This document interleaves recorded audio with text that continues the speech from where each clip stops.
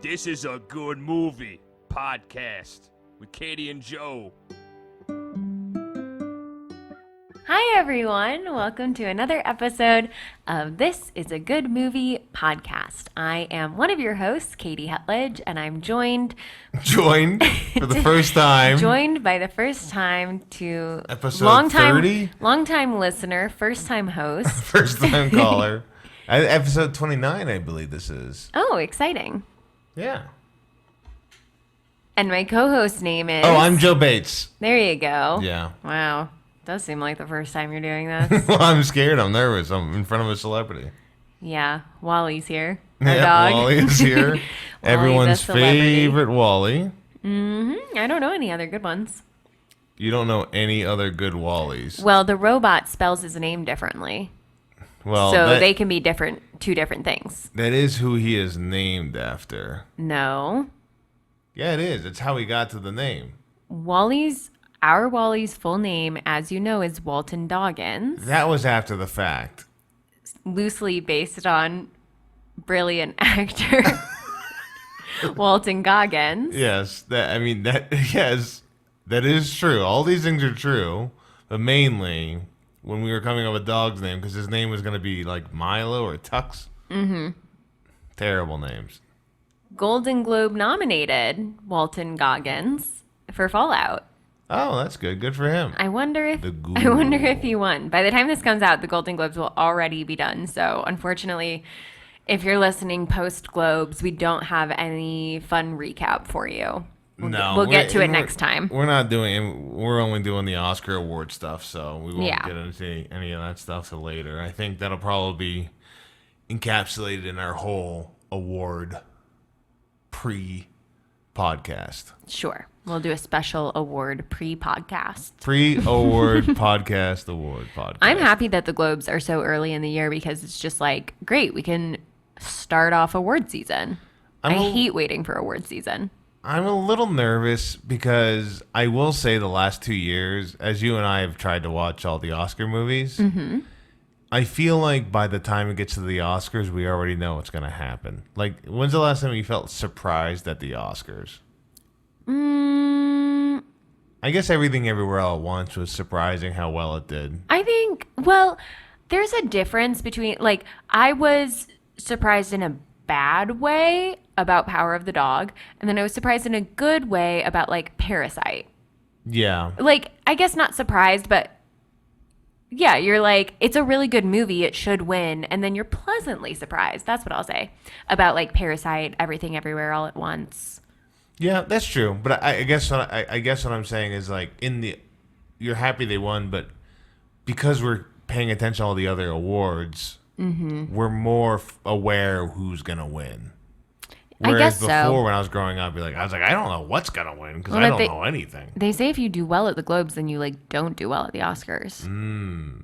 But we're also watching the Screen Actors Guild, like, and looking at BAFTAs, like all this stuff, kind of thing. We're watching it all. Well, we're not watching it all, but we're keeping tabs. We're keeping tabs. We're watching it all secretly. Watching it all. Well, we did watch a lot in 2024, and thank you, 2024, for a year. Thank you for being a year. Thank you for being a year. I gotta be honest, Katie, there's a subtle Bowen Yangness coming into you. Thank you for being a year. This is just how I talk. Oh, okay, all right. Well, I was saying it like, thank you for being a friend. Oh, okay. And then my next thought was you're not a war year, you're a friend year, which is what?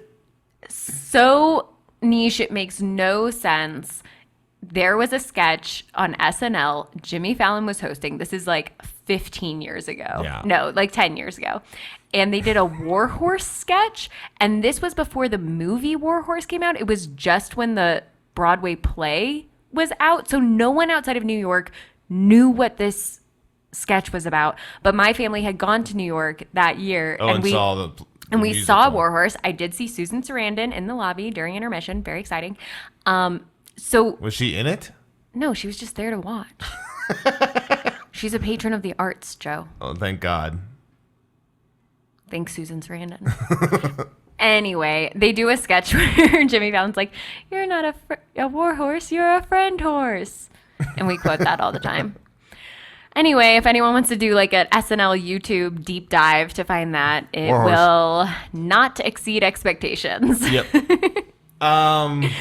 Awesome. I was trying to get it. We watched a lot in 2024, and I want to do our recaps of our top 10 films. I think of the that's year. a great idea. So why don't you go ahead? Because I feel like you've really got this figured out.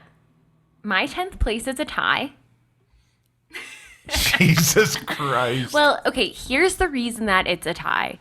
Because I posted this list on Instagram already. Yes. And then you reminded me about a movie that came out this year. And I was like, oh my gosh, I can't believe that I forgot that movie. You love that movie. So good. Mm-hmm. So I wanted to include it. So that is why in my 10th place, I have a tie between Twisters. Okay. And the real 10th place, Babes. Nice. I don't think either of those are in your top 10. No, they are not. So my top 10 I have was set up last month, and we've watched a bunch of movies since then. Oh, great. So while you're saying that, I'm trying to figure out. I hate to do it, but I think I'm gonna knock out A Quiet Place Day One. That was in my top 10 for a movie we saw. I'm also gonna knock out. I'm not even going to take the cheap thing and make it a tie, but I do want to mention it. I really enjoyed the movie I Saw the TV Glow because it was a much different movie than I've seen before. Sure. And I think there's a theme for some of the movies this year, and I think it covered the idea of being born in the wrong body better than a lot of the other ones. Okay. I would recommend it. It's definitely weird. It's a little spooky. It's sci-fi in a way, but I thought it was a really well done movie and really interesting. And if none of that sounds good to you, and you're looking for a very smart female-driven comedy about female friendships and how important they are, watch Babes. I wanted to give it a plug because I'm you glad did a you did. whole That's thing. Same thing with the I Saw the TV Glow. Okay. Now, number 10, what's your 10th? Furiosa, a Mad Max story.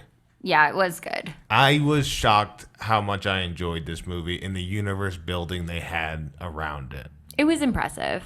Considering this is like the 5th Mad Max movie, and they finally explain how the different cities work a little bit. Yeah, it's not in my list, and I don't love that, like, Charlize Theron, she wanted to do Furiosa like first, and they were like no, and then they did it this backwards way because it's a prequel. Yeah, and so then she didn't get. I mean, Anya she Taylor-Joy got is great out at of it a little bit too, and I think also the Mad Max movie, as good as it was, didn't make a bunch of money, which was also one of the issues. Yeah. Okay. We are going to have to shorten our commentary for these. The next ones are going to be more movies to talk about the Oscars. I think these are movies that are going to kind of miss out in the Oscars.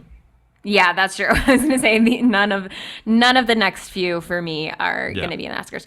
Okay. My number 9 is Civil War. I thought it was just really thought-provoking and interesting, and I think it's getting left out of a lot of conversations. So. Yep.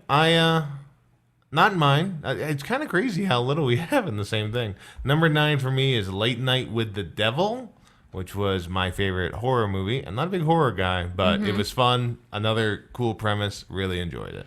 Nice. My number 8 is We Live in Time, Andrew Garfield, Florence Pugh. I mean, hard to go wrong. And I assume the second half of the movie is just as good as the first. What happened to the second half of the movie? I had to leave the theater because there was a mouse. Katie went back to New York. She saw a movie by herself in New York. And when she went to go get to her assigned seat, she apparently got the same ticket as the mouse. The employee comes up and he was like, "Is everything okay?" Because I'm just staring at my seat. And I go, "Oh, there's a mouse on my seat." And he goes, "Which one is your seat?" And I go, "The one with the mouse." Yeah. And then, insane. Listen, I didn't sit in that seat. I sat in a different one, and everything would have been fine, except the mouse had like a vendetta and tried to keep like coming for me. Like it kept running towards me, and then I would move a little so it would get scared and it would run away. And at that point, I realized I'm an hour into this movie and I'm mostly watching the mouse. But it still makes the list because that is how confident I feel based on the first half of the film. that it would be in this. It might honestly, if I watch the whole thing, it might be higher. Yeah, I would imagine. The fact that I only Florence Pugh and watched Andrew Garfield. The fact that I only watched half of it is what has dropped it to number 8. Number 8 for me is Thelma. Oh yeah, that was cute. Very much like that. Watch that over the holidays. My number 7 is The Fall Guy. I think it was too overhyped, and that's why people didn't like it. But I thought it was really, really funny and good performances. I'm still shocked it didn't do better than it did. Number 7 for me is Conclave. Yeah, very good. Ralph Fiennes is fantastic in it. John Lithgow, great. Stanley Tucci, We'll definitely be talking about that the one. racist Italian guy, awesome. Yeah, we'll talk about that. Number 7 for me is My Old Ass, Aubrey Plaza. Written, directed by Megan Park. I thought it was just like brilliant and had everything. And I have never cried as hard as the end of that movie. Oh my gosh. Yeah, which makes you feel like you love me. Fully sobbing. Or fully you miss sobbing. somebody else. Number 6 for me is Saturday Night. That's my number 5. Wow, well there you go. So my number 5 is Sing Sing. Oh, that is my number 2. Well, you don't have to ruin it. Sorry. Okay, what's your number 4? Deadpool versus Wolverine.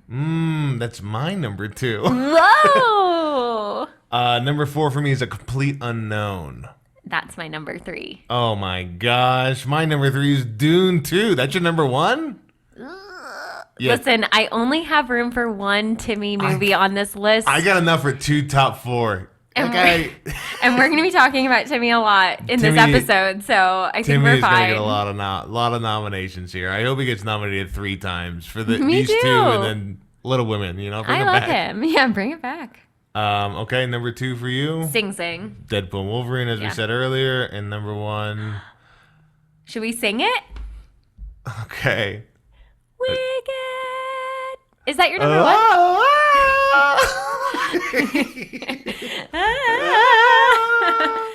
Judge of the Jungle.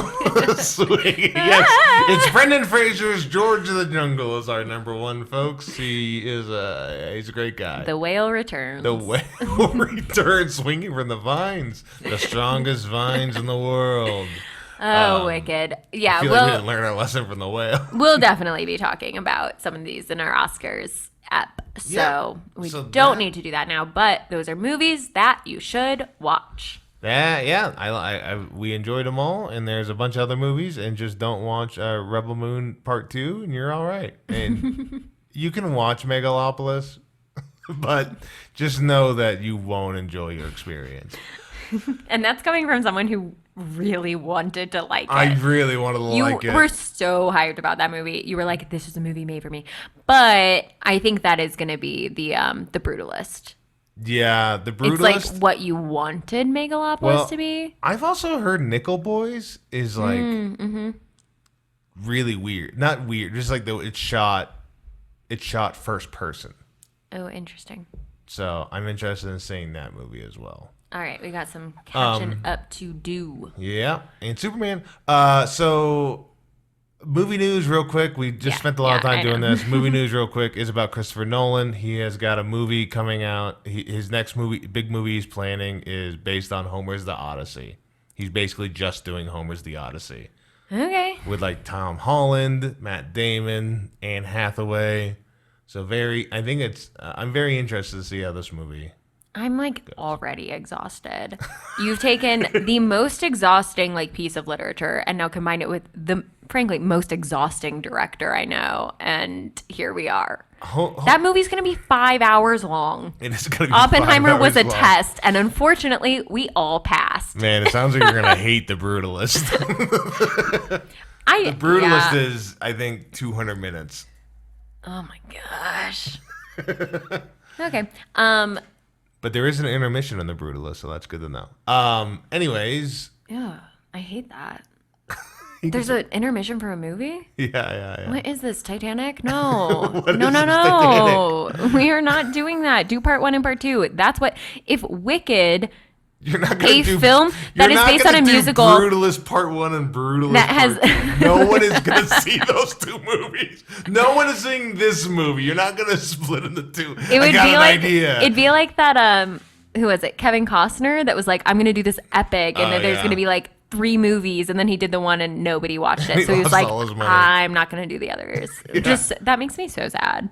But that's the biz. So that makes you so sad, yet you're like, but I don't want to stay another 20 minutes. Go and lose all your money, Adrian Brody.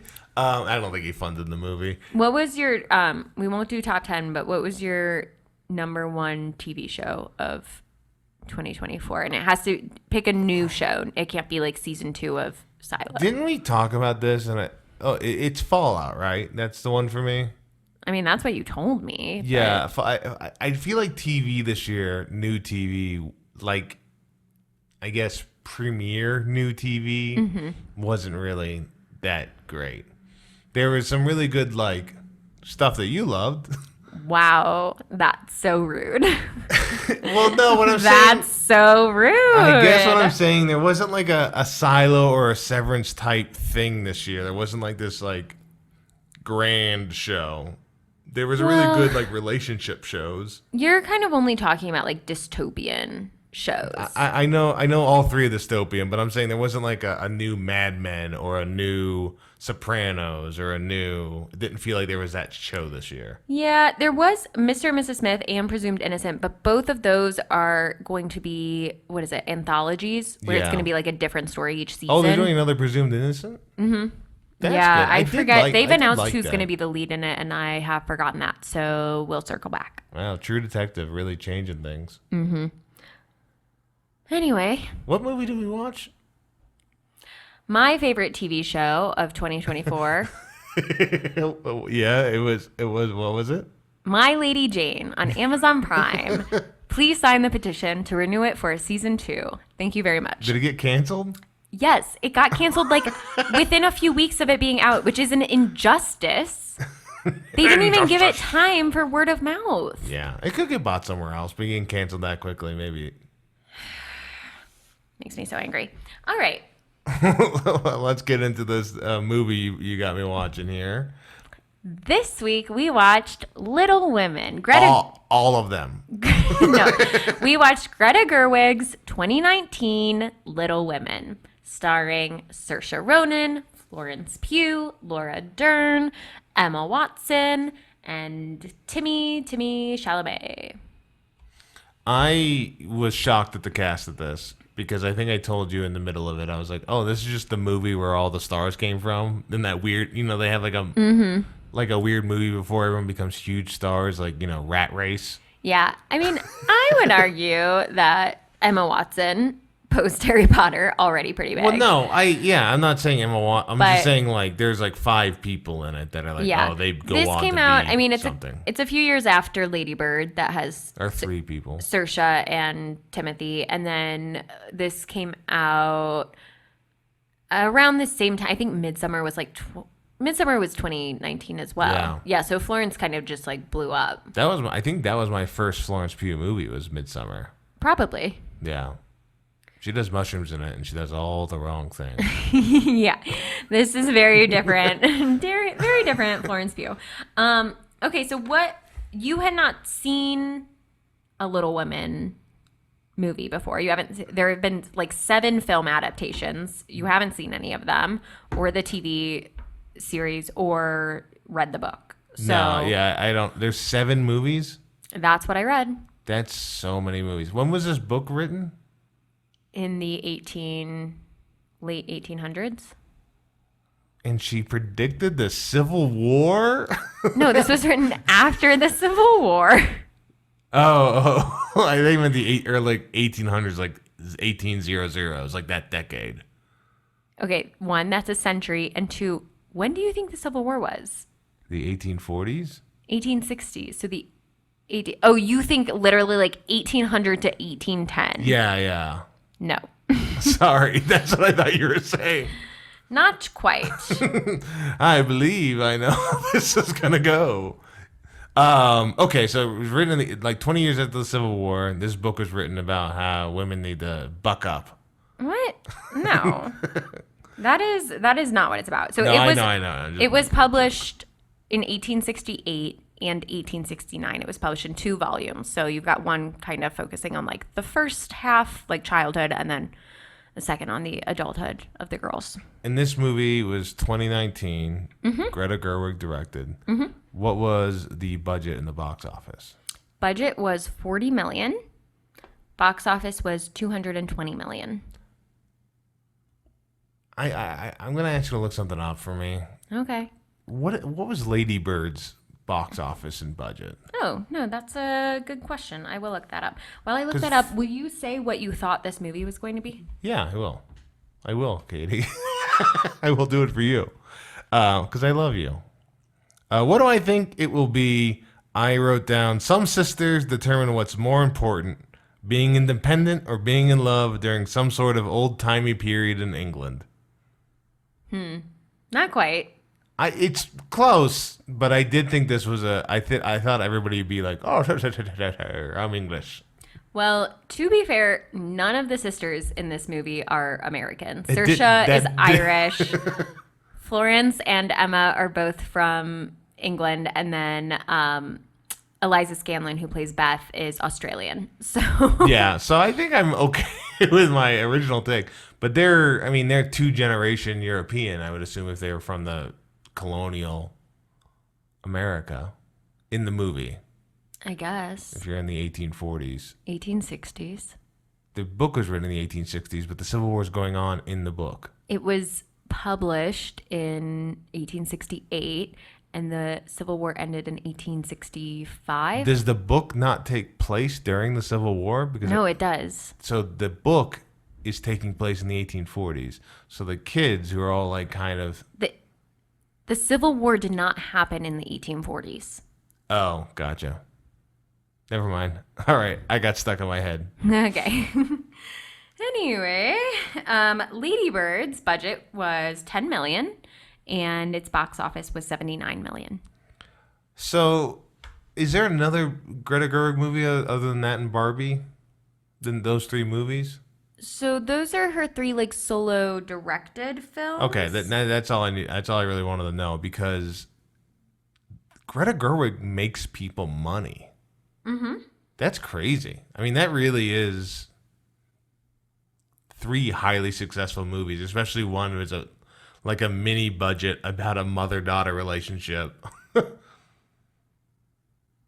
That's crazy. I don't know. Very, very surprised. Not surprised, but just... This was $200 million. That's really good. Barbie did okay. Yeah, just for fun, because we won't ever do it on this podcast because we both watched it. Do you want to guess what the budget and then the box office was for Barbie? The budget for Barbie, I'm guessing, was like $175, and the box office was like $1.2 billion. You're close. So the budget was, it says it's a range of $128 to $145 million. And the box office was $1.446 billion. Yeah, I thought I was going low already on the budget, so. Yeah, crazy. Wow. Imagine if Greta Gerwig had $1 billion budget. She could make the best movie ever.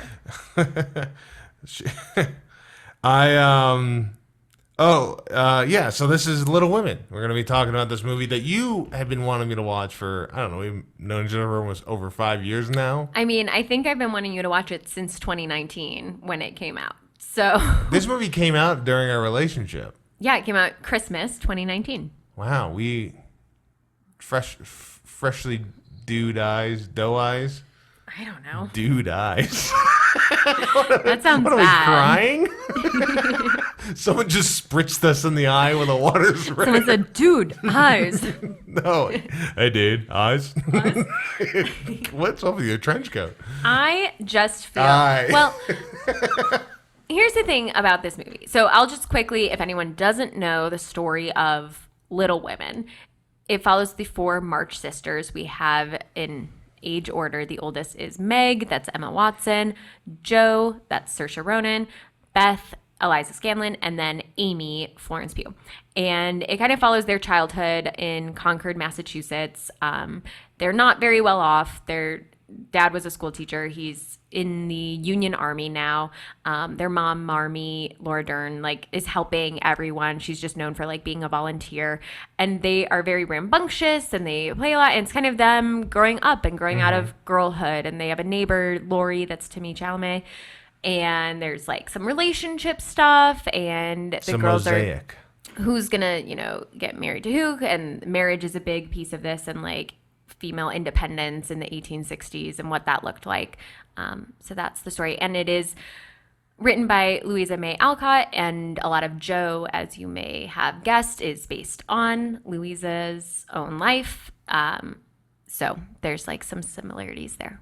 I just want to get this out of the way early. Marmee. Is that her name or their nickname for their mom? It's her nickname for her mom. Okay. Because I was like, I thought that was the case. And then there's Marmee. And I go, well, whoa, okay. I feel pretty confident that is her nickname. And now I'll be honest, I have not read the book. I know that I should have. Whoa. I have not read the book. I did look up, differences between the film and the book. So I do know a few of those. I have watched the 1994 version, which is kind of the other, I would say most famous. Who's the cast in the 94 version? Well, I didn't know if maybe you wanted to guess. Okay. Because it's similarly, I think there are some parallels in how you said, oh, it's people who are gonna blow up. Oh, interesting. Was Katie Holmes one of them? No, she's too young. In 94? Yeah. She's too young in 94. I mean, that's 30 years ago. 30 years ago. Meryl Streep in this movie? Is that why she's in this one? No. That'd She plays funny. Anne March in this. Man, that is crazy. Who are young women in the 90s? I'm just going to have you guess. The people I went to high school with? Not all of them. I'll just have you guess Joe, Amy, Laurie, and Marmee. Okay, so the mom, was the Forrest Gump mom the lady that was the mom in that one? Sally Fields, no. We have actually already said this person's name in this episode. It is my friend from Warhorse, Susan Sarandon. Oh, wow. All right, good Yeah. job, Susan. Wait, was Laura Dern in that original? No, but I was thinking today, I was like, I wonder if she was considered for one of the roles of the sisters. I wouldn't be that surprised if she had been. Oh, she was Angelina Jolie.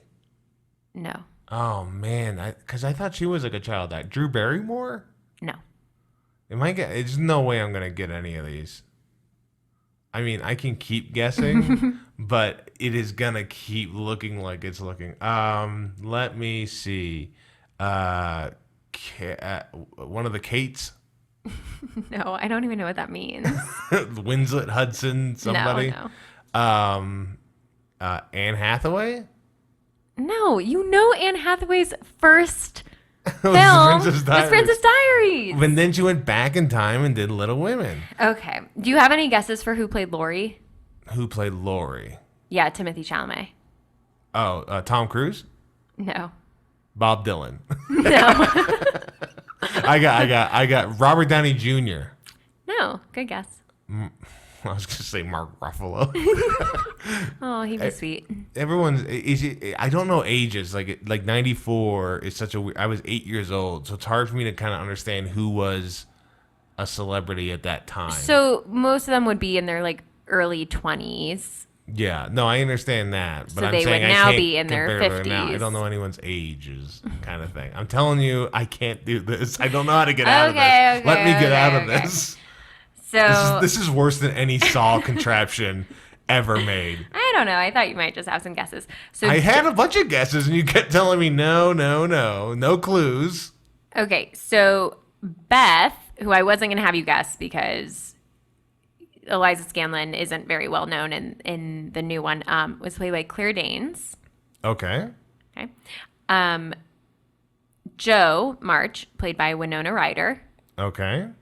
And Amy, a young Amy, played by a young Kirsten Dunst. Kirsten Dunst I probably could have got to eventually. But in the 1994 version, they have two Amys because Amy is supposed to be 12 Oh, I see. in the beginning of this film. or in the beginning of the story. Yeah. So they had Kirsten Dunst play the young Amy, and then they had a different actress for older Amy. Yeah, I don't think it was. I will say that was kind of the one weakness of this movie we just watched. Is I had no idea how old Florence Pugh was at any point in this movie. Yeah. Well, they put some bangs on her to show that she was a child. Means nothing to me. Well, it's symbolic. And then Laurie was played by a young Christian Bale. Oh. Yeah. That's another one I probably... But again, on the spot, not knowing I'm about to do this, that is pretty tough. For Yeah, me to I think didn't warn you. Sorry. But excellent cast all around. Yeah. 2 excellent casts for both versions. That's it. Christian Bale, Timothée Chalamet is a good comparison. I thought so, too. I've been trying to think of who Timothée Chalamet seems like he's going to be next. But... Because I don't think he's going to age as well as Ryan Gosling. Okay. So, and I think Christian Bale kind of like is weathered. He's like older. Sure. And he can play ugly. Yeah. So I think Timothée Chalamet is kind of going to go in that direction. I think not so a Leo too. thing, because Timmy's not. Leo is like what you think an LA superstar is. Kind of thing. Yeah. I think it's a good comparison, too, because they both have range. Yeah. In similar ways, where we know Timothy can sing. He was in Wonka musical, and Christian Bale, Newsies. Yeah. So that's all I have to say about that. That's the range that Katie's expecting. I wonder why Wicked is our number one here. We need. Yeah. But yeah, so that's the 1994 version is, I think it's standalone thing. Like, these are 2 separate entities, I would say. The biggest difference, I think, between the 2, aside from Amy being played by 2 separate actors in 1994, is it's told chronologically. In both the book and in the 1994 version, the story is told chronologically. Whereas Greta Gerwig's version is non-linear. So you jump around. You actually start with the girls as adults, and then it kind of jumps back and forth the entire time, which is like a really, I think, interesting retelling of a story that has 7 film adaptations. So it did jolt me for a little bit, like 20 minutes into the movie. I'm like, where are we now? Like, what are we, what you know? But after a while, I was like, okay, I got it. Like, I got my feet under me, and I was like, okay, I know where we're at. I know what's going on. And I think it was a surprisingly well done thing. So that is one of the things I was like, this can't be how all the other movies are made. Yeah, no. I believe all of the other ones. There's a few differences between this one and pretty much all of the other ones. One is the ending, which we can talk about, and the other is how the story is laid out, in this way being nonlinear. Did you pick up on kind of what the clue was to tell you whether you were in like adulthood or childhood? No. I mean, when we watched Oppenheimer, I didn't get the clue that color was Oppenheimer's memory and black and white was Robert Downey Jr.'s memory. So I'm not going to get the clue of what the future. Well, that makes sense because it's very similar in that it is about lighting. So the childhood scenes all have like this very warm glow to them. It's like the warm glow of childhood. So they shot a lot of those scenes, especially if they were outside, like at golden hour even. They were like, we have to get like this natural golden lighting. But it was all very warm colors, very like cozy. And then the adulthood scenes are colder and a lot more like blue tones, blue lighting, because it's kind of like the like harsh reality of adulthood a little bit. So that was your indicator of like where in time you were. If you didn't immediately, if you're not familiar with the story and don't already know kind of the beats of it, of like, oh, well now clearly Joe is at the boarding house in New York or whatever, then that was like your clue of which part you were in. That makes sense. To me, it was whether that one girl was alive or not. I was like, okay, she's still alive. All right. So what do you want to? How do you want to talk about this movie? Because this movie's all over the place timeline wise, so it's tough for us to talk chronologically. Well, I thought we could maybe just talk about each of the sisters to start off. Maybe each of the sisters and Laurie, kind of the main characters, and talk about their individual stories. No, that makes sense. Let's start with Meg. She's the oldest, Emma Watson. Yes. I thought Emma Watson really got railroaded in this movie in the role. Well, Meg is kind of a tough character because she's very traditional. Yeah. It's it's a more boring storyline. Like in most of the adaptations, she doesn't get a lot of screen time because she's kind of like, well, she just like marries the tutor and that's kind of it. Yeah. In the book, they show more of like their sort of domestic struggles and like arguments over housework and raising children and things like that. But she's very like, I think typical for eldest daughter of like dutiful, staying home, doing what's expected of her. I thought she did a good job, but I just thought the character, to me, I thought I was more interested in what was going on with Meg than probably 25% of the Amy stuff. Okay. Because I was like, whoa, you met this person, like you're kind of going against the grain of what all your sisters kind of are looking for. Oh, because she marries for love. Yeah. Not for money. And so I thought that then the silk thing and selling it, but I didn't like how much of it was like a C storyline. Yeah. I do think that there were a few things that Greta Gerwig did with Meg's storyline that kind of draw it out a little bit more. Like, one, they show her going to the debutante ball and kind of like having that experience, which is different, and sort of having her moment of like, oh, what would life be like if I had money and could do these like glitzy things. So she had kind of a moment to shine there a little bit. And then she also, when she's getting married, Joe is like, no, don't get married. We'll run away. Like in the book, she's even more adamant about that. She just doesn't want to lose her sister. And Emma Watson has a great line that's like, just because my dreams are different than yours doesn't mean they're unimportant. Yeah. But that, even then, fantastic line. I thought it was kind of undercut and didn't like it should have seemed more powerful. And that's not Emma's fault. It's not really anyone's fault, but it just felt like quick. Sure. So do you think, well, I'll just tell you, that role originally was cast as Emma Stone. Yeah. Sorry, Emma Watson. Like that would have been. I actually think that Emma Watson is a better choice for Meg. I feel like Emma Stone plays characters a little bit too similar to Joe almost, and like would have, I don't know, it would have been different and interesting, but I feel like Emma Watson was well cast. But Emma Stone ended up dropping out because of scheduling conflicts with The Favorite. Oh, okay. Which then set her on a certain path with what's-his-face, the director. Oh, yeah, that guy. I don't remember his name. The weirdo. What was that movie? The Poor Things? Yeah, Poor Things. And then Kinds of Kindness, which I don't... Not in my top 10 this year. Kinds of Kindness. Yeah, not so Another much. movie I thought I would really like, and I just did not. Let's talk about... We'll skip order, and let's talk about love, baby. Let's talk about Beth. Sweet Beth. Perfect Beth. Did you know that she was going to die? No, I honestly thought for a moment that she was going to be okay, and I was like, okay, all the sisters are back. Mm-hmm. They did a good job with that, where I was like, well, I mean, I think it's just going to be the thing that brings everybody back, but luckily, by the power of sisterhood, and their traveling pants, I don't know. Yeah. But no, the pants didn't have all four. They couldn't combine the rings and make Captain and Sister.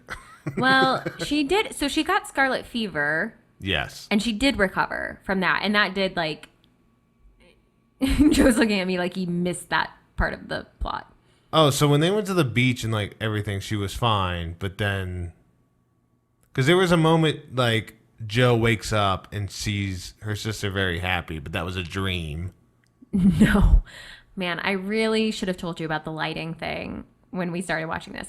No, it's just juxtaposing. So chronologically, when they're children and Marmee goes away to be with their dad because he's sick or he's injured. Yeah. So she goes to Washington to be with them. So the girls are on their own. And Beth is the only one who's going to check on the Hummels, the poor Hummels. They are all sick. She catches scarlet fever. I get that. I understood that. From the Hummels. That's why they send Amy away to live with Aunt March for a bit. The other two stay because they've already had scarlet fever. So she's very, very sick and she recovers. So when Jo wakes up and sees that Beth is not in her bed and she runs down and then Beth is smiling at the kitchen table, that's her recovering from scarlet fever. So both are real. To me, that felt like she had a dream and then woke up and it was not true. Well, that is incorrect. Okay. Well, that's good to know.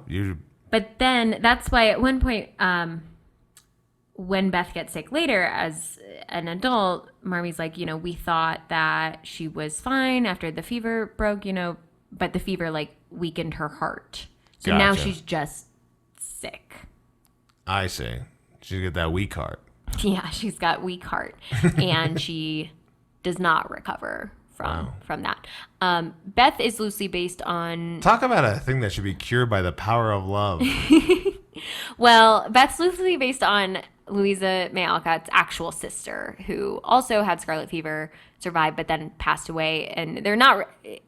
I couldn't really find what she actually died from, so it's a little bit ambiguous. I don't know if they even knew.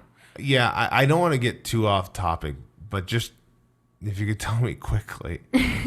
Is the story autobiographical? No. But in the book, it is. It's like there's a book within the book.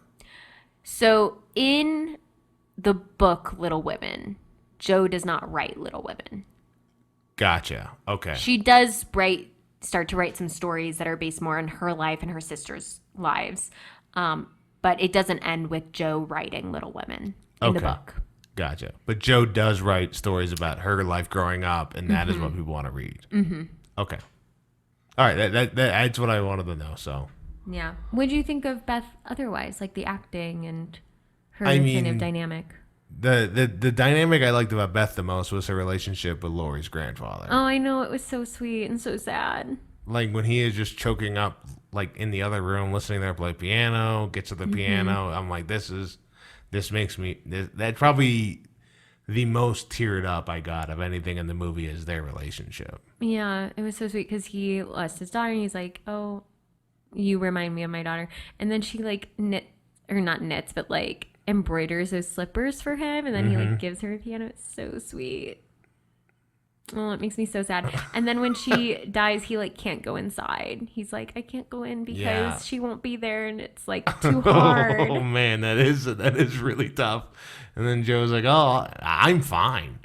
And Joe is not fine. Joe is very, very sad about various things. Beth's death. But yeah, there's a lot of really sweet dynamics, I think, in this film she's the heart of the movie, Beth. Mm-hmm. Well, there are just these dynamics between some of the secondary characters. It's not Joe is the main character, but it's not all about Joe's relationships with everyone. You see relationships build between, Meg and John Brooke. You see the relationship, kind of a maternal relationship between Marmee and Laurie, because he lost his mother. And you just sort of see these little moments with some of the other characters. And they happen in these big scenes where everyone is in them. But then you see a little exchange between Laura Dern and Timothée Chalamet. And you're like, oh, okay.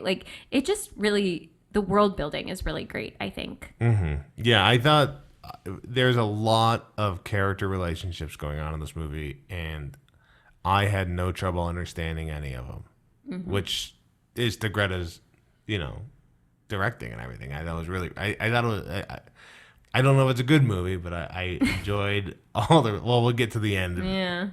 But I was like, okay, I understand everything that's going on, so that's nice. Mm-hmm. I understand everything that's going on. That's what I want in a movie. That's what I love. Well, I don't know that you did because you thought there was a dream sequence halfway through. Well, I don't think that's a crazy thing to think of. If I'm not thinking the lighting thing, she wakes up, she walks down, sees her sister laughing, wakes up, walks down, she's dead. To me, I don't think it's crazy. Well, you could also tell because Joe's hair was different. That I'm never gonna notice. Because, and we can talk about Joe now, because she sells her hair to pay for Marmie's train ticket to go visit their dad in Washington. And so Joe has this crazy, like, short haircut, which is so funny when she shows up and she, like, takes her cap off and she's like, I sold it. It doesn't matter. It's fine. And She just starts crying. You just hear Amy go, no, you're one beauty. Which is so funny. Amy has some of, I think, the funniest lines. Florence Pugh is funny, like, in general. Yeah, she really is. And let's skip and let's talk about Amy, and then we can get back to Joe. I thought Florence Pugh actually, for being tasked with playing both a 12-year-old and a 19-year-old, I thought she did about as good a job as someone could do. I wrote this probably like 60, 70% of the way into the movie. I said Florence Pugh and Saoirse Ronan. Rhymes with inertia. Saoirse. I think the rhyming really does help me. Well, that's from her SNL monologue. Oh, nice. Florence Pugh and Saoirse Ronan. Mm-hmm. They pop more than everyone else in the movie. Yeah. Outside maybe like outside Timothée Chalamet. Mm-hmm. Those three pop. They do. But I think Florence does so much more with less. But then the rest of the movie is so much more Amy than I was expecting because of the way the movie is going. But I thought, I was like, yeah, every time she's on there, she's taking attention away from other people. Mm-hmm. Yeah, she's great. I loved, as I said, like some of her lines as a kid are so funny when she gets like punished at school because she drew a caricature of the teacher. And that's a different thing than in the book. It's for something else. But then she's like, Laurie sees her and he's yelling to her like, are you okay? And she's like, oh yes, I'm fine. She's like, you're Laurie, you helped my sister with the carriage. She's like, I never would have sprained my ankle. I have the best feet. They're so small. It's just so funny. But then she really pivots, and as an adult she does have these like very powerful lines of like, I want to be great or nothing, and her kind of speech about marriage being an economic proposition for women at the time. And that was kind of like the one thing that Greta Gerwig put into the movie. Sure. I believe it's like really the only dialogue in the movie that isn't directly pulled from either the book or letters that Louisa May Alcott like wrote to family members or other Louisa May Alcott works. Like all of the lines, all of the dialogue, everything is lifted directly from Alcott, I think, except for this. It makes sense because I believe, and correct me if I'm wrong, the reason she did that is because other than that, it's a very one-noted character of like, I'm in love with my sister's love and I'm finally going to get him. No, there's, at least in the 1994 version, she also is at first like, no, this isn't right. You're still hung up on Joe. Like, I'm not about that. It was more just about the, like, why is Amy so set on marrying someone rich? It's not just like rich for rich sake. It's gotcha. Because, like, so that stuff she's was like, in the I have book. to take care of my family, and this is the only way that I can do that. Gotcha. So that stuff was in the book. That whole conversation with Aunt March. Mm-hmm. And okay, then that makes more sense. All right. Yeah, the themes at least are there. Nice. So, no, I've lost my train of thought. Florence Pugh's character, she gave a speech that was specifically written for it. She becomes much more powerful as an adult. What did you think of, were you shocked when they end up together, Amy and Laurie? So I will say the one thing in this movie that made me feel like that kind of ruined it, not ruined that shock, is that you just knew Joe was going to be with the guy who told her book was bad. So when you knew that was happening, you knew Laurie couldn't be alone. Well, early in, I think really the first time that we see Amy, she's an adult and she's in Paris, and she mentions that Joe turned him down. Yes. So like we know early on in this that Joe and Laurie don't necessarily end up together, or we know that it didn't work the first time. Whereas in the other versions, obviously that's a surprise. Oh, I see. Like when this came out, because the chronological thing. So he asked her, and it doesn't happen. So yeah. Does this movie, do you think, help? Is this this movie the first version you've watched of Little Women? Yes. Oh, okay. Awesome. Okay.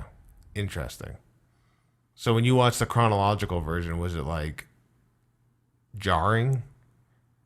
No, it felt more normal, if anything, to be like, oh, right, this is how it plays out. There were certain things that I would say like that had more or less impact. So I would say in the 1994 version, when Beth dies, I found that to be like sadder in that version, because in this one, the recovery from scarlet fever and the death are back to back. Yeah. So you almost like know it's coming. I don't know. It was interesting that you had that juxtaposition, but I thought it made the death like a little bit less impactful. Whereas in the 1994 version, she recovers. No, no, that's not what I'm saying.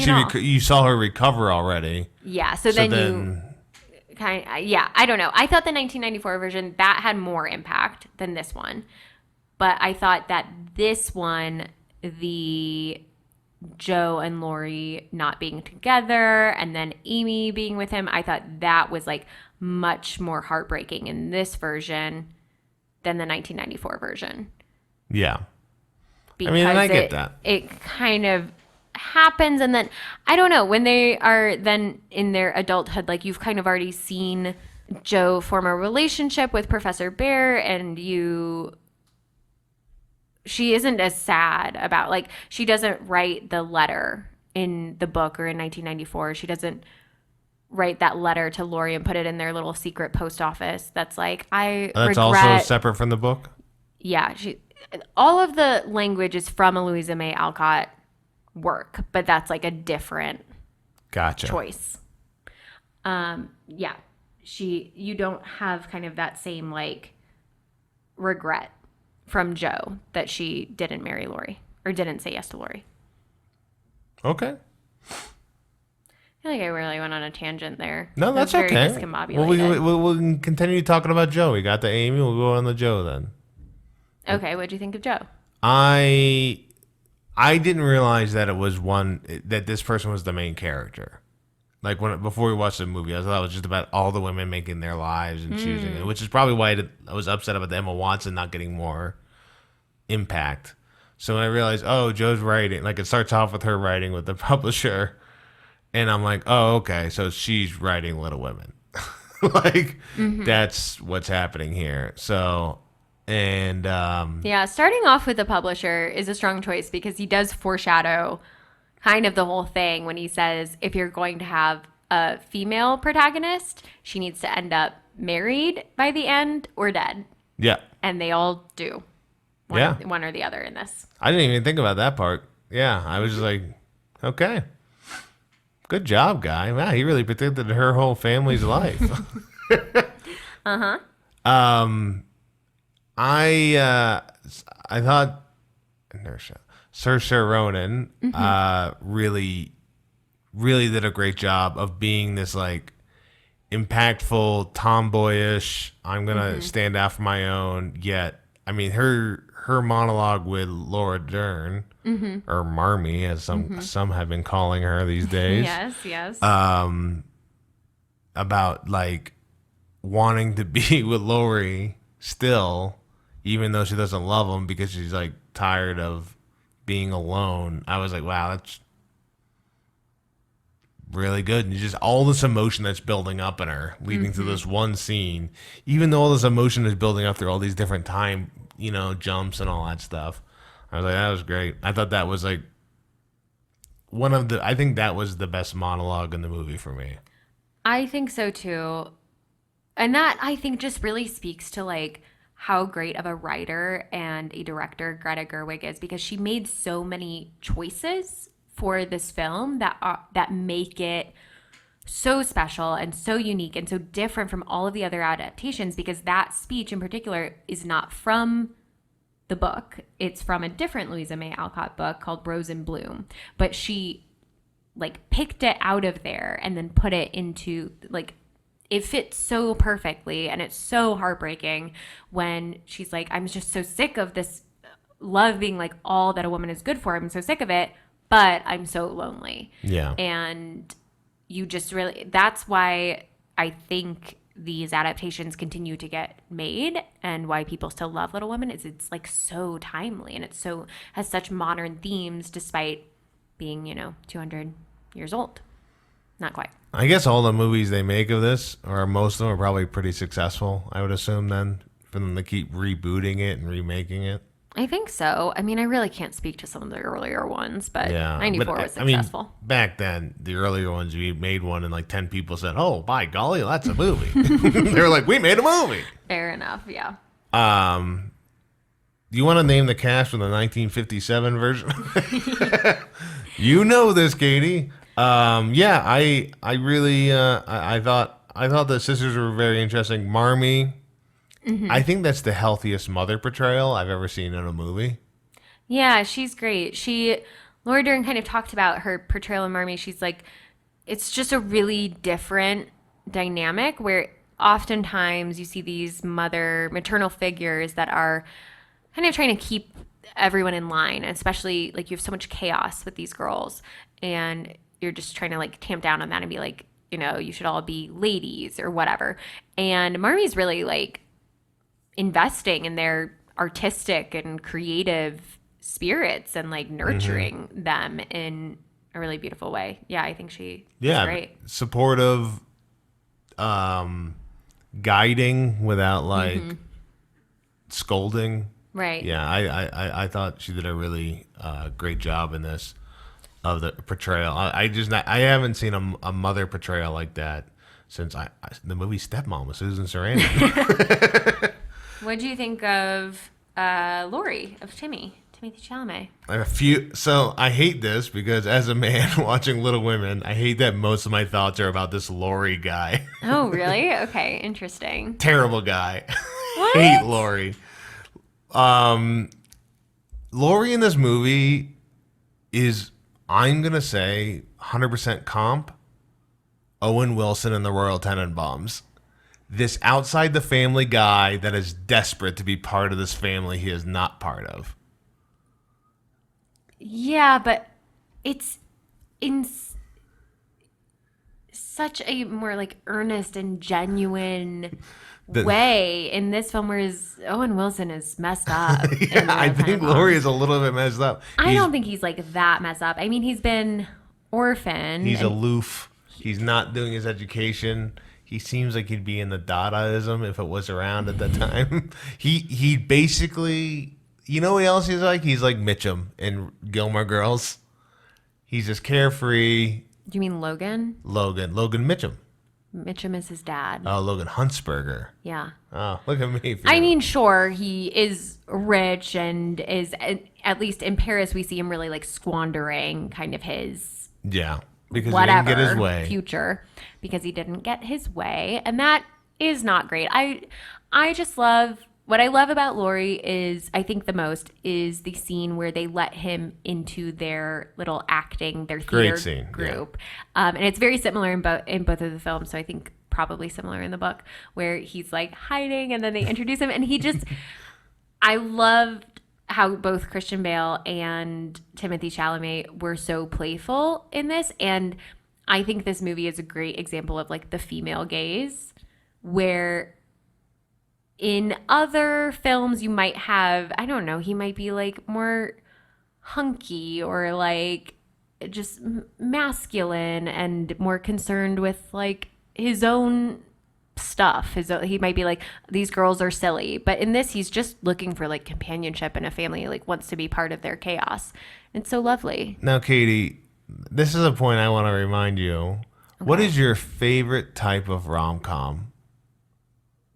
Like, what is your favorite type of trope in a rom-com? Do you like it when they do a meet cute and they just run into each other? Or is your favorite one They're friends as kids. And they grow up to find out they fall in love with each other. Well, I don't know about that, but I do love, I mean, my favorite rom-com is When Harry Met Sally, so it's like best friends to lovers. So when this happens, and you have that trope that could happen, it doesn't. And then this guy just goes for the younger sister immediately. He does not. It's 7 years later. Or not 7. At that point, it's not 7. It's like 4. It's 4 years after being turned down? Yeah, maybe like 3 or 4. She's in Europe for like 3 years? A couple of years. It takes a long time to get there in 1860s.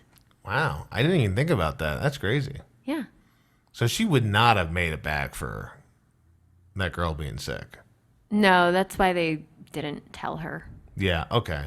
I mean, the time she got the letter would take forever anyways. Yeah. All right. But So it's years later that this is happening. Okay, to me it felt like the next year. I don't think so. Oh, okay. All right. Well, that's different than what I mean, I guess, I don't know. People who have read the book might be coming for me and saying that I'm wrong, but... If it helps our viewership. Please tar and feather Katie, I guess. I will say, when I watched this for the first time, I was distraught that they weren't together, that especially when Jo is like deciding she wants to be... But Marmee does a great job of being like, do you actually love him? And she's like, well, I just am lonely and I want companionship. And like, you know, get that. That's valid. But yeah, that was shocking. And then when I watched the 1994 version, I was less shocked. It made more sense. It made more sense. And then when I watched this another time, I had come to terms with it. And I do think it was the right choice. So they don't get together. Louisa May Alcott put this out in two halves. And in the first one, I think that they don't have the proposal yet, maybe.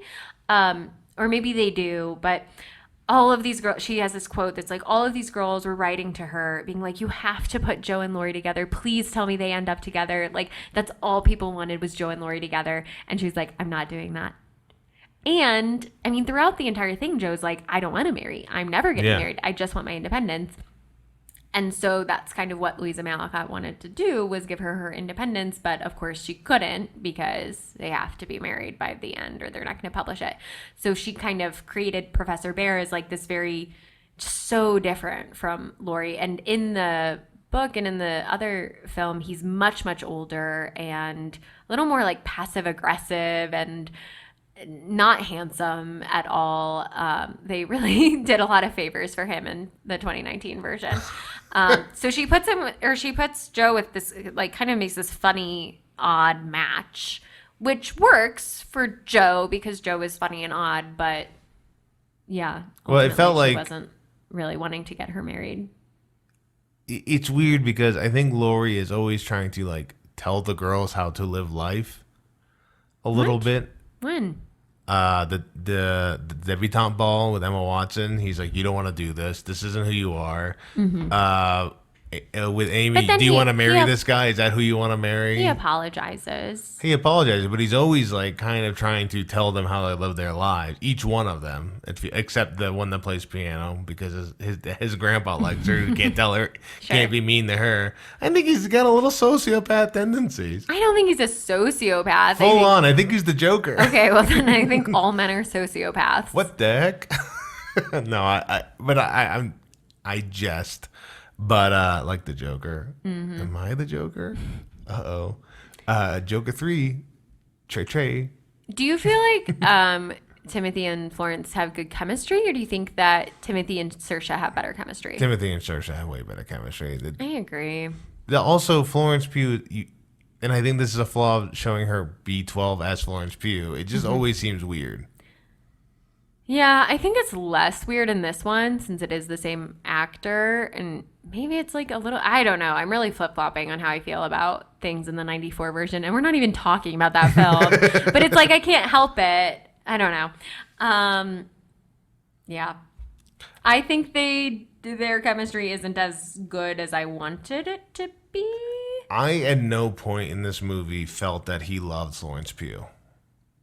Yeah. That's like, I don't disagree that she loved him, all that stuff, but at no point did he make any inclination that he loved this person. So that's why I was like, I don't like this guy. Yeah, his declaration of love for Joe is just much more heartfelt. But maybe it's a difference between like adult love, economic love. Again, it's written in the 1800s. Maybe it's just like, well, I am the man that's still around and I will marry you. And that is my declaration of love. Yeah. I guess Timothy he likes to marry Florence, but like spent the whole time in love with someone else. Yes. Saoirse and Zendaya. Yeah, exactly. Yeah, that's his MO. Wait, when did he marry Florence? Did he marry Florence in Dune? Dune 2 at the end. Florence is in Dune 2? Yeah. Oh, that is really funny. I didn't even think about that. But yeah, you're right. He marries the wrong person every time. Okay, what did you think about the sisterly dynamic, and did it feel realistic or? I think the sisters at any point they were interacting felt like sisters. Yeah. Again, Florence Pugh burning her book, that sucked. Oh my gosh. That was pretty rude. I would have been furious. And Joe rightly is like sobbing that Amy did that. That's when you do have to remember, like, Amy is 12. Because in this, Florence Pugh is not 12. Yeah, so it's like, you're a sociopath. When which is why she's with Laurie. When tiny Kirsten Dunst does it, you're a little bit like, yeah, she's just a kid being a brat, and like that sucks. Yeah. But in this, it's a little bit harder to swallow. But very sisterly, I guess. Did you ever burn your sister's novels? No, I didn't. Okay, well, that's good to know. Because she wasn't writing them, but I'm sure I broke something of hers, and she probably did the same. But one thing I thought was great about, so this is an adapted screenplay, obviously. Greta Gerwig wanted to be really intentional about the symphony of family talking over each other. So she would write, like, all of the lines of dialogue kind of are meant to, there's like a specific rhythm to them so that they all are kind of weaving together and they're overlapping, but then one will sort of stand out. Like Laurie at the end being like, who is this guy? When the professor shows up and stuff, but everyone's like talking over each other. And so she wrote the script and like they practice it in that particular way. Whereas in a book, you're reading line by line by line. And so a lot of the other adaptations are line by line by line. But I thought that just really like, what they did in this movie genius. Is much better than doing so and not talking over each other. I very much enjoy more the Always Sunny but style that is like improvised. Yeah. These are like very intentional lines that have to be pulled from the book. So I don't know. I thought it was that's great. I didn't know that. That's great. really interesting. Yeah.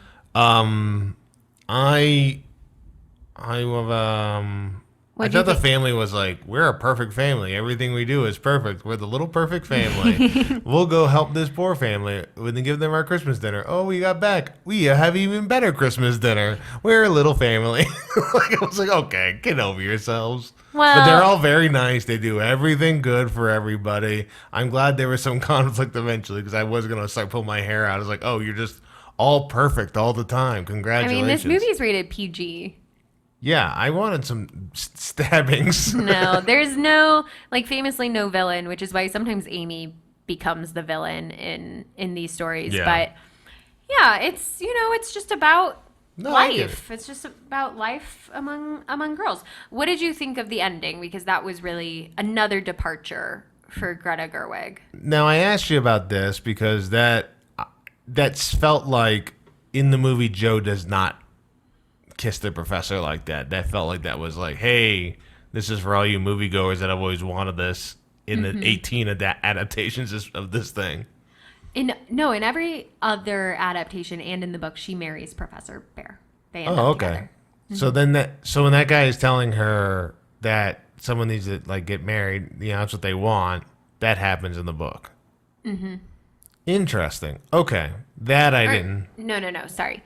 The meeting with the publisher is unique to Do you think that Joe ends up with the professor? Do you think that she doesn't get married to anyone? Do you think it's potentially a bit of both, like parallel universes between the book that she's writing and her real life? So does the Joe in the movie actually end up with him compared to the person that makes out with the guy? Is that the same Joe? Mm-hmm.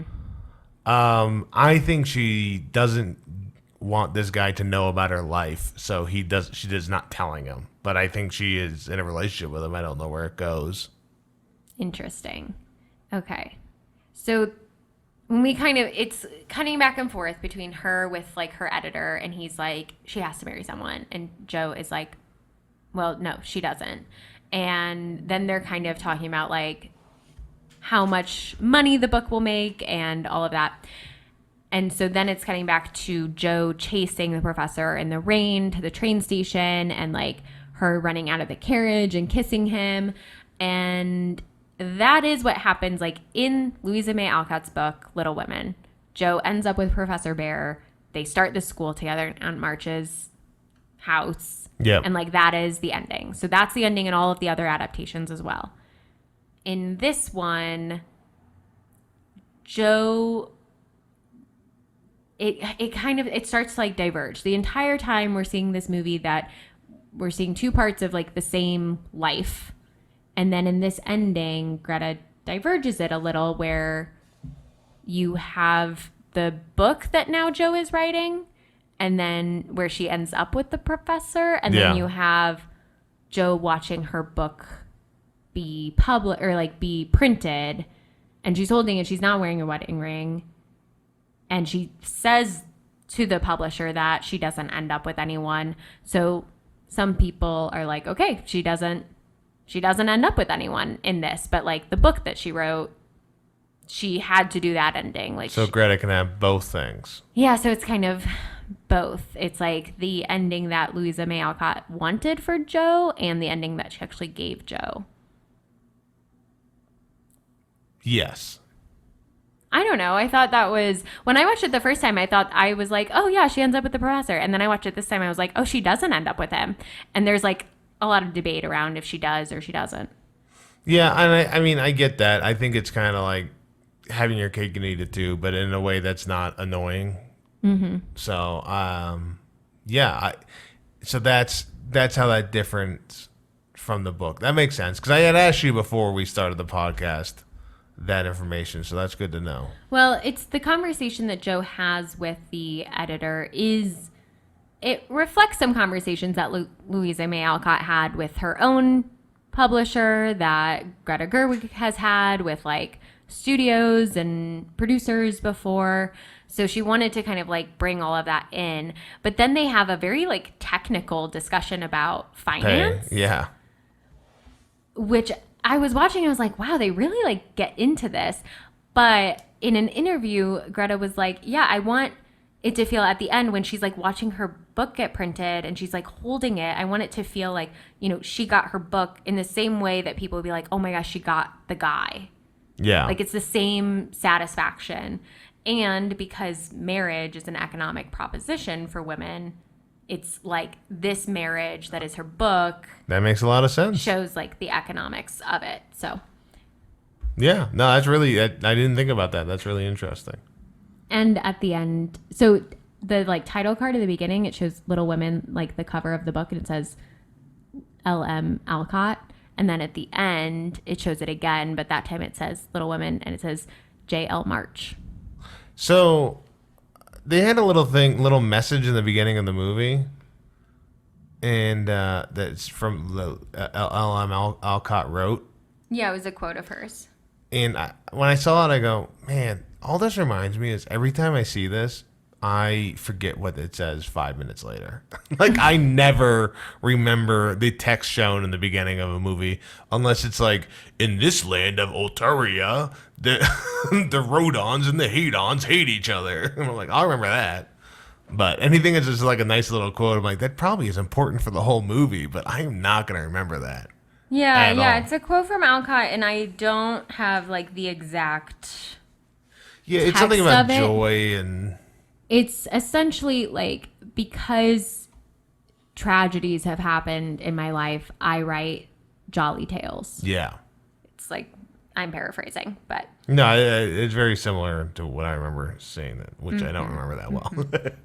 So this film did get nominated for 6 Academy Awards. Do you have any guesses? Not Best Director, which is a problem. Not Best Director. That was a snub. Best Director. What? No. Best Picture. Yes. I'm going to guess Best Actress, Saoirse Ronan. Yes. Best Supporting Actress, Florence Pugh. Yes. Chalamet did not get nominated for this. He did not. I didn't. Best Production. No. Best Costumes. Yes.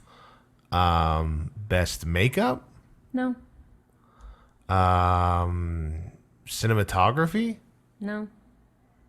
Writing. Yeah, Best Adapted Screenplay. And then there's one more I'm missing, which I don't think you'll get it. Sound. Yeah, it was Best Original Score. Oh yeah, I wasn't gonna get that. Yeah. So of those 6, it only won for one of them. I'm guessing costumes. Yes. So That's kind of a shame. They won the Oscar for costume design. It's Jacqueline Duran. She had already won for something, Anna Karenina, but she worked on Atonement and Pride and Prejudice. Like, she's just very Barbie. Oh, that. Oh, and Barbie. Well, yeah. So then she's just like working with Greta. Yeah. But they talk a lot. So obviously, like, the costumes in this are really good, and so they talk about that a lot in interviews. But each of the girls has like their own color that they wear. So like Jo wears a lot of red, Amy Amy's wears a lot of blue, Meg is like Scarlet, green and green and lavender, and Beth is pink and brown, and then Marmee has all of the colors like sewn into her, or like weaved into her costumes to show that she is like an amalgamation of all of the girls. And there's something with her hair that's similar too, but I couldn't figure that out. Biggest twist in a movie, by the way, I have ever seen. Biggest twist, bigger than any M. Night Shyamalan movie. The whole time they're talking about their dad, I'm like, who could their dad be? And it's goddamn Bob Odenkirk. I know, he's great. He's not making a joke. He makes one little joke near the end about He's going like, to maybe California. I should go west. And Laurie goes, well, you're not an immigrant, so maybe you should stay home. Which is so funny. Well, she's like mad at him because he volunteered to join the Union Army. He wasn't like drafted. He's old. And he was like, I have to go do this. They are, there's like a word that they use to describe the marches, but today they would be like social justice warriors. They're like really progressive for the time. So, that's in there. What did I write about this? I go, honestly, Civil War seems like a pretty nice time to be alive. Their lives seem to be pretty easy. Only if you are the marches. I mean, Beth dies. Yeah, but that's not. I mean, that's Beth's fault. Yeah, the film certainly puts life at the time a little bit through rose-colored glasses. I mean, if I'm in the Civil War and you're telling me I get to be Laurie, life's pretty easy. I'm acting. I'm just going to Europe. I don't care about anything. It seems nice. Yeah. Just a bit more about the costumes. Okay, sorry. It's okay. So Jo, you mentioned she's like a tomboy throughout. So all of the other girls had to wear like corsets and they wore hoop skirts. She didn't have to wear any of that. So that's nice. That's why like Saoirse Ronan was able to kind of be a bit more free, active, and like she would slouch and she could kind of walk like a boy. And throughout the film, like she and Laurie would like trade vests. Like they would wear each other's clothes to show that they're kind of like two halves, like androgynous halves of each other. Which I thought was neat. Yeah. And they wear a lot of bright colors in this. And Greta Gerwig was like, these colors are too bright. People aren't going to like believe this. And the costume designer was like, no. They had just figured out how to dye garments bright colors. So everyone was doing insane things like dyeing their ball gowns bright orange and stuff. But when you watch like when you look at old photographs, it's all like sepia tones, so you think it's all like monochromatic. But I think that helps it feel modern too, that you have these like crazy bright colors that you maybe wouldn't associate it with being of olden times. And then my last note about costume design is I read one of the inspirations for Laurie's costumes and like Timothée Chalamet's look as Laurie is a young Bob Dylan. Of course. Which I just thought was so funny. I thought Timothée Chalamet seemed older in this movie than he did in Dylan or Dune. Oh, interesting. He just seemed old. Dylan, he seemed very was like young. 23, 24 when this was filmed, so who knows? And then Laura Dern talking about being angry to Joe. And then I realized her advice was just saying, that's my secret cap. I'm always angry. She was like, I am angry every day. Yeah. I mean, fair enough. So that's Little Women. Little Women. You want my takes? Sure. All right. My good, bad, normal takes, folks. My good take is that in the scene when Frederick is visiting the family and he sees the piano and they talk about their dead sister and he goes, can I play?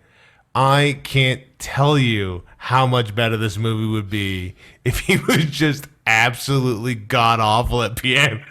And he just starts playing and they all look at each other like, what is going on? He's destroying my sister's piano. No, that would be bad. Okay. I remember you laughing a lot earlier when I said that. I mean, it's funny, but then for it to actually be in the movie, no. All right.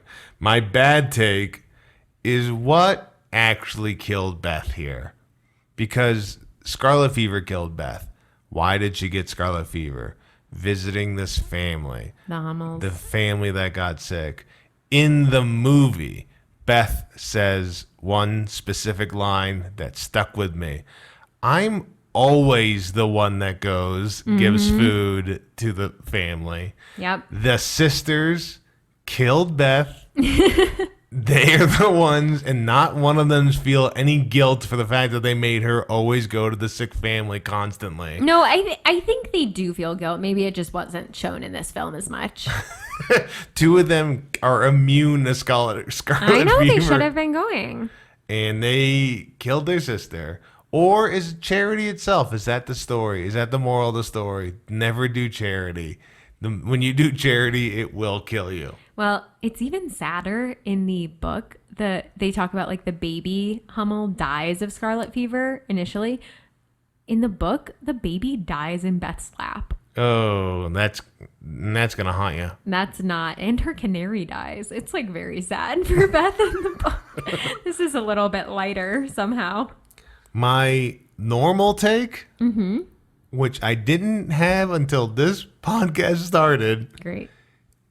Is in the movie, they keep talking about the family and going check on the Hummels. I didn't realize that was the name of that family. I thought they just had the little figurines. And she would just keep telling them to go check the little Hummels figurines all the time. And I was like, I guess these Hummels are important to this family. That's insane. My mom has Hummels. She likes her Hummels. I just wonder, like, what do you miss in all of the other movies that we watch? I'm asking you, what are you missing? Because my movies are great. Your movies are made up. Are the Hummels, the figurines, named after the Hummels in this book? No. They're beyond are the Hummels in the book named after Hummel is a surname. Yeah. I know, it's the surname of the family. Yeah, but like it's generally a surname. So it's just some guy, Jim Hummel. I don't know the origin of the figurines. But anyways, I thought they were referencing the figurines. No. In the movie constantly.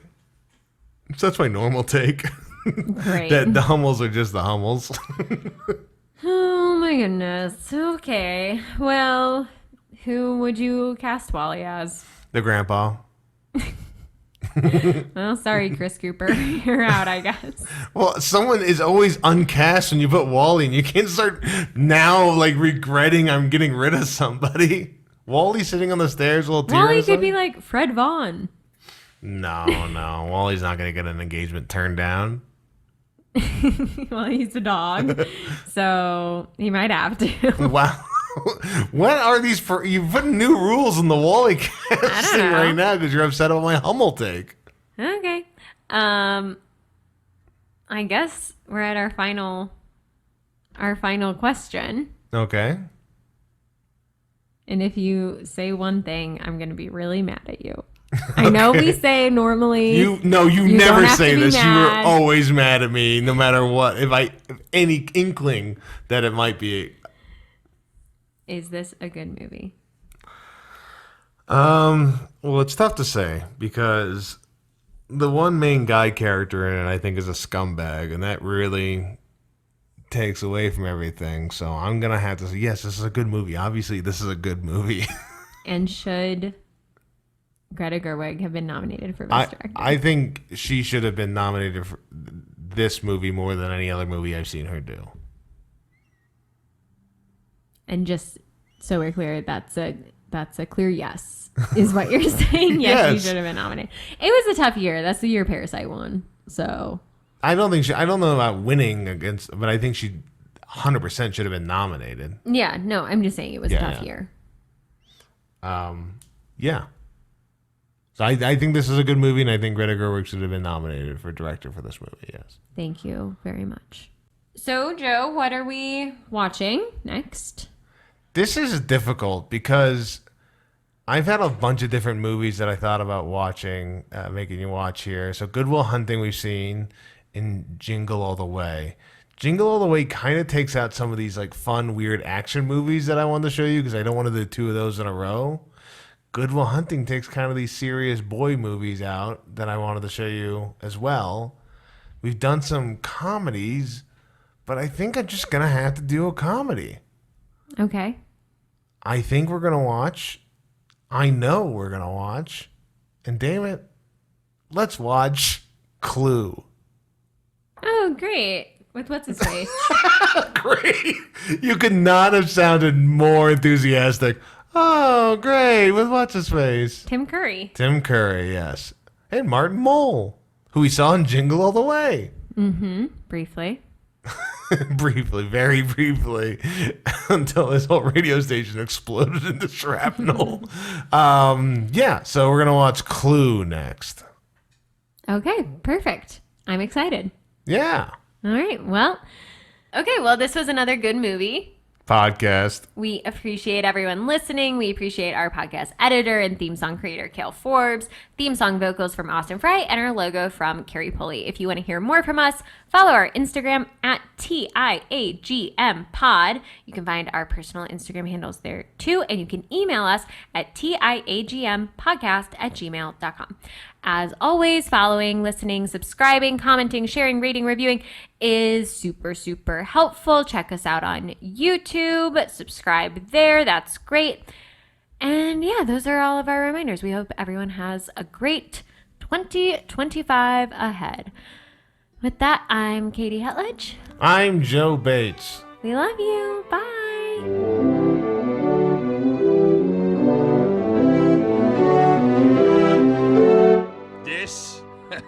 This is a good movie podcast with Katie and Joe.